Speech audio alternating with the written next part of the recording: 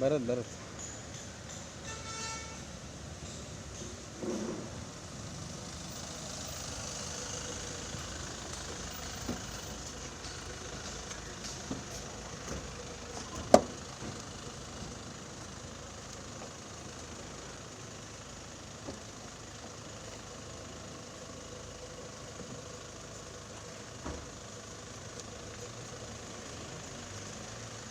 ಯಾವ ಕಮಿಟಿ?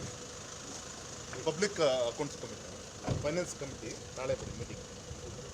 ಹಾಂ ಹೌದು, ಅದೇ ಕೊಟ್ಟದ್ದು ಫಸ್ಟ್ ಮೀಟಿಂಗ್. ಬಹುತೇಕ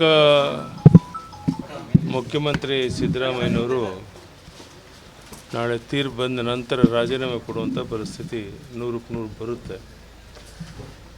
ಆ ತೀರ್ಪಿಗೆ ಮುಂಚೆನೇ ಗೌರವಯುತವಾಗಿ ರಾಜೀನಾಮೆ ಕೊಡೋದು ಒಳ್ಳೆಯದು ಅಂತ ನಾನು ಒಂದು ಸಲಹೆ ಅವರು ಕೊಡ್ತೀನಿ. ಏಕೆಂದರೆ ಅವರು ಮಾಡಿರುವಂಥ ಎಲ್ಲ ಹಗರಣಗಳು ಸಾಬೀತಾಗಿರೋದ್ರಿಂದ ಅದರಿಂದ ಯಾವುದೇ ಕಾರಣಕ್ಕೆ ತಪ್ಪಿಸ್ಕೊಳ್ಳೋಕೆ ಸಾಧ್ಯ ಇಲ್ಲ. ಜಗಜ್ಜೀರುವಂಥ ಸಂಗತಿ. ನೋಡೋಣ ನಾಳೆ ಏನೇನಾಗುತ್ತೆ. ನಾಳೆ ಸಚಿವ ಸಂಪುಟ ಸಭೆ ಇದೆ, ಅದರಲ್ಲಿ ಕೋವಿಡ್ ಸ್ಕ್ಯಾಮ್ ಇಟ್ಕೊಳ್ಳುವಂಥ ಕ್ರಿಮಿನಲ್ ಬಿಜೆಪಿ ನಾಯಕರ ವಿರುದ್ಧ ಕ್ರಿಮಿನಲ್ ಮೊಕದ್ದಮೆ ದಾಖಲಿಸಬೇಕು ಅನ್ನೋ ಏನು ಅರ್ಥ ಇಲ್ಲ. ಇವರು ಯಾವುದೇ ತೀರ್ಮಾನ ಸರ್ಕಾರ ತಗೊಳ್ಳೋಕೆ ಅವರು ಸರ್ವ ಸ್ವತಂತ್ರರಿದ್ದಾರೆ. ಏನು ಬೇಕಾದ್ರೂ ತೀರ್ಮಾನ ತಗೊಳ್ಳಿ, ಅದು ಕಾನೂನು ಚೌಕಟ್ಟಲ್ಲಿ ಏನು ಬೇಕೋ ಅದನ್ನು ಎದುರಿಸೋಣ ಅಷ್ಟೇ. ಸರ್, ಈಗ ಸಿಎಂ ರಾಜೀನಾಮೆಗೆ ಆಗ್ರಹಿಸಿ ಮತ್ತೆ ಪಕ್ಷದ ವತಿಯಿಂದ ಮತ್ತೆ ಹೋರಾಟಗಳು ಅಕಸ್ಮಾತ್ ಜಿಲ್ಲೆ ಯಾವುದೇ ಹೋರಾಟ ನಾವು ಮಾಡೋಕ್ಕೆ ಹೋಗೋದಿಲ್ಲ.